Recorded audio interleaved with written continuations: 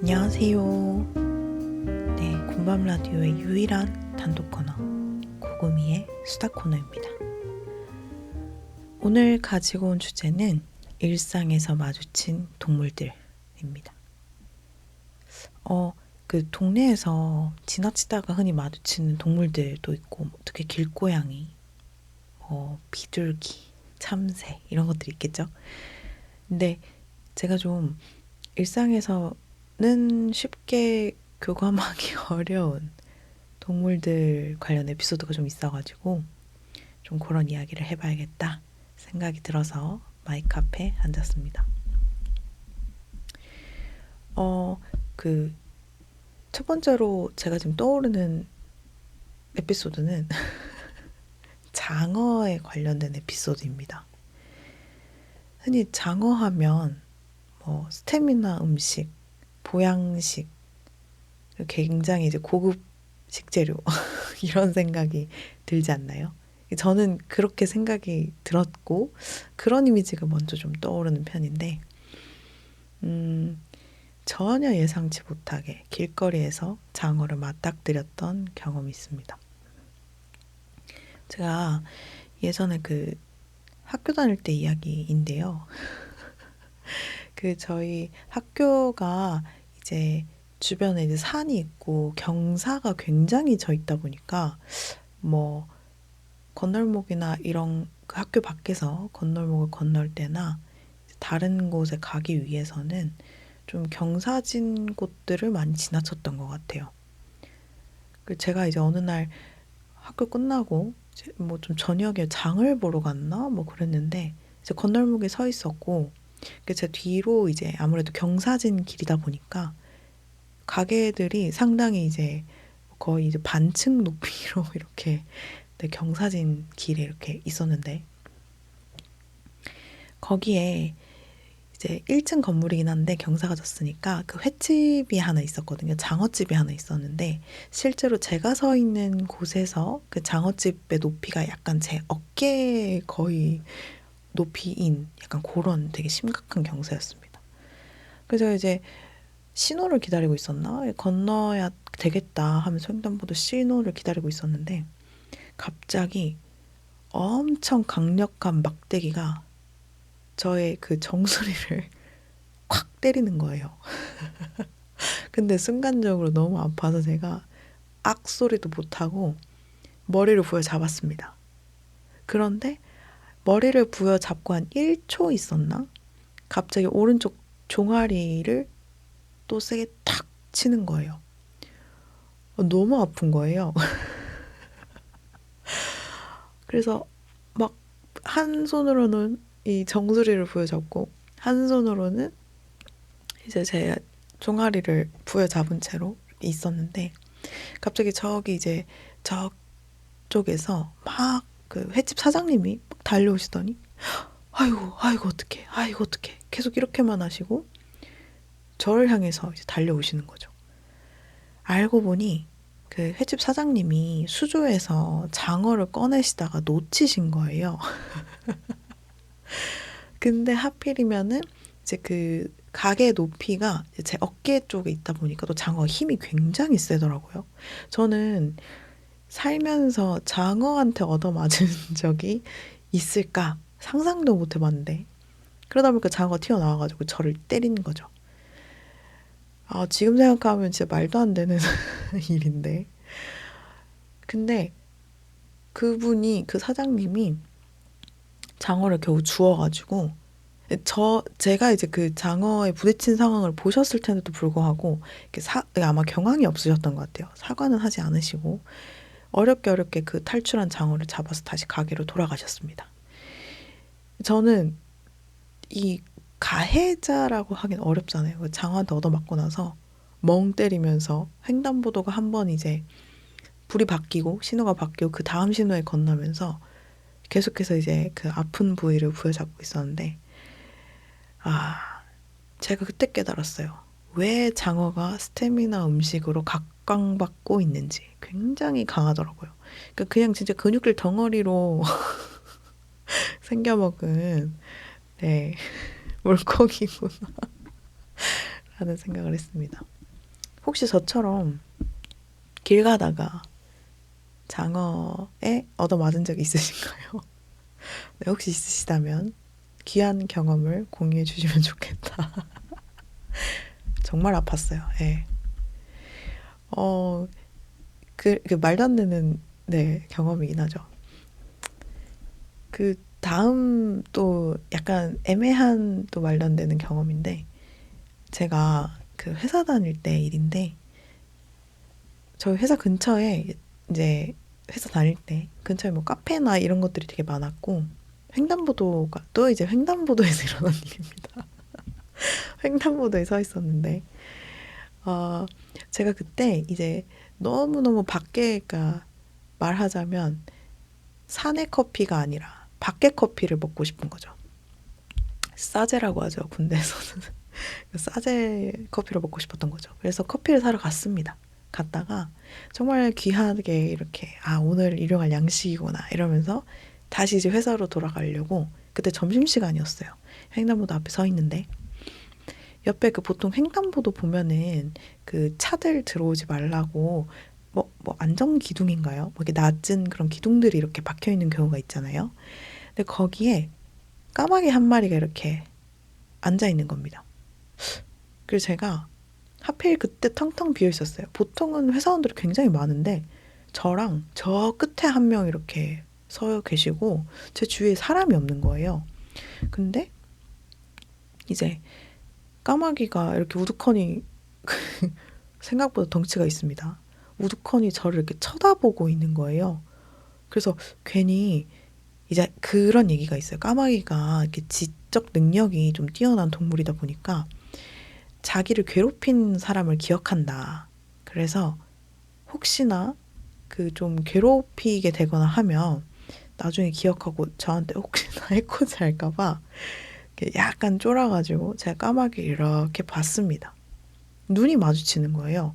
근데 생각보다 까마귀 눈이 되게 예쁘더라고요. 그래서 제가 그냥 쭝얼쭝얼 하면서, 얘 너는 참 눈이 예쁘다.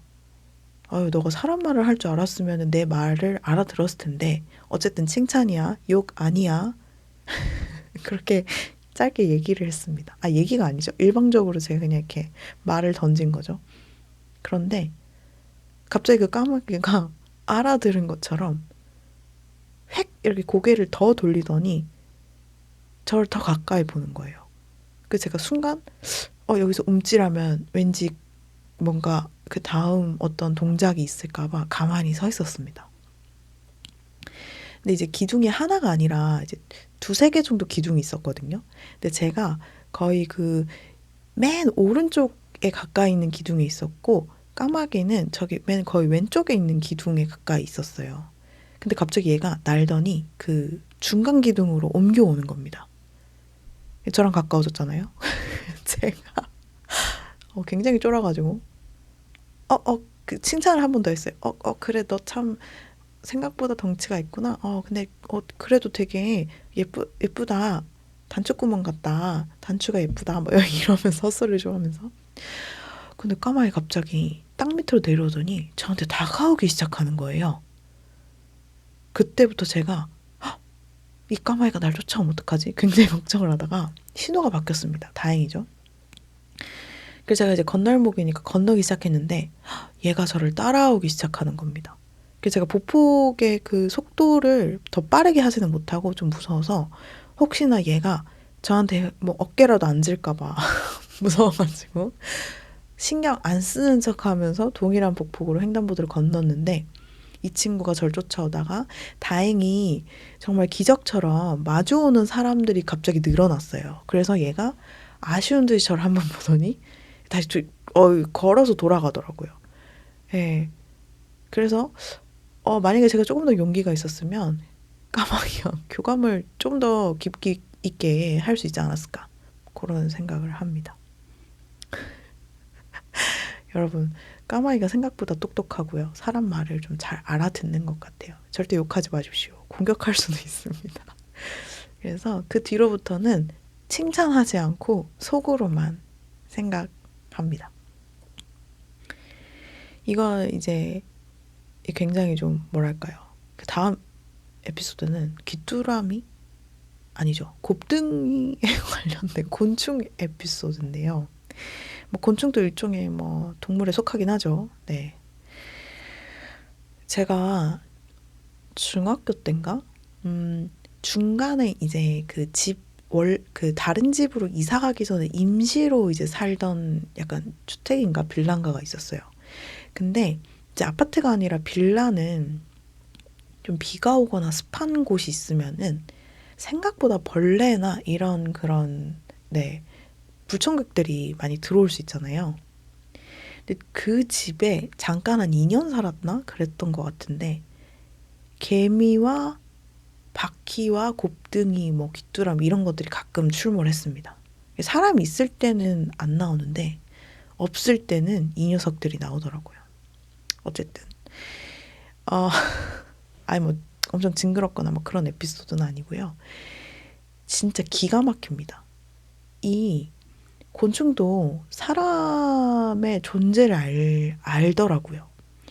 제가 한동안 혹시 아실런지 모르겠어요. 그 한국의 로맨스 판타지의 어떤 그런 고전 중의 고전이죠.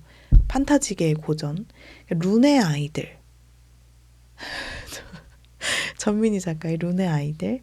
그리고 박이수 작가의 달의 아이. 뭐 이런 것들이 있습니다.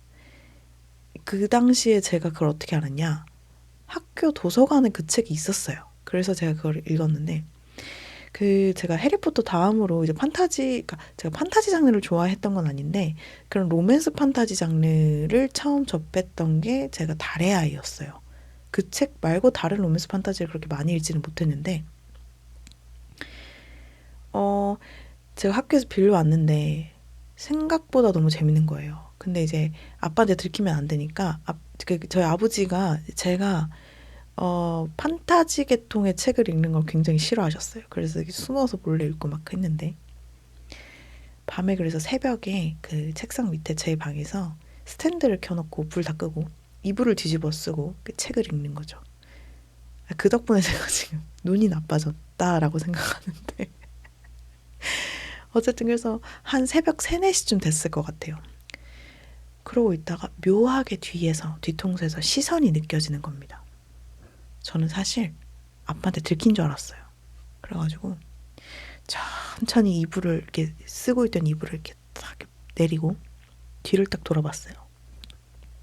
이불을 쓰고 있었으니까 그 스탠드 조명이 이불 안에만 있었다가 이제 이불 밖으로 스탠드에 그 빛이 쫙 되면서 제 발치를 이제 비추게 됩니다. 근데 거기에 그 손가락 2마디 정도 되는 몸통 크기가 1마디 반 정도 몸통 크기가 되고 다리가 더 길겠죠. 굉장히 시커먼, 어쩌면 어두워서 제 눈엔 더 그렇게 보일 수도 있었을 것 같아요. 시커먼 곱등이 한 마리가 저를 이렇게 탁 발치에서 지켜보고 있더라고요. 순간 온몸에 소름이 돋으면서 소리도 지르지 못한 채로 제가 눈을 뗄 수가 없는 거예요. 본능적으로 알았어요. 나의 시선이 끊어지는 순간, 우리의 이 맞닥뜨려지고 있는, 이어지고 있는 서로의 시선이 끊어지는 순간 이 친구가 움직일 것이다. 와, 그래서 순간적으로 제가 자세를 고쳐야 되는데 한 체감상 10분 정도를 그렇게 가만히 있었던 것 같아요.